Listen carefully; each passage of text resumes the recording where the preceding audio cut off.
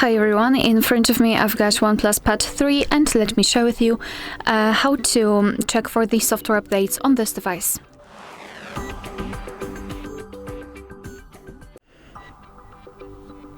So first of all, make sure that you've got the internet connection because it is required, and then let's go to the settings. Right here we have to scroll down to the very bottom to find System and Update, and then tap on Software Update. Now your device will check for the updates, and basically you can meet two different scenarios.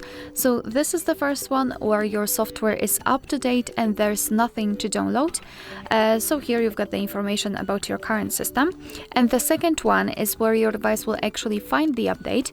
It will show you the information about it, what has been fixed, what has been added, and then you will be able to tap on download or install or something like that somewhere here, and then apply the update.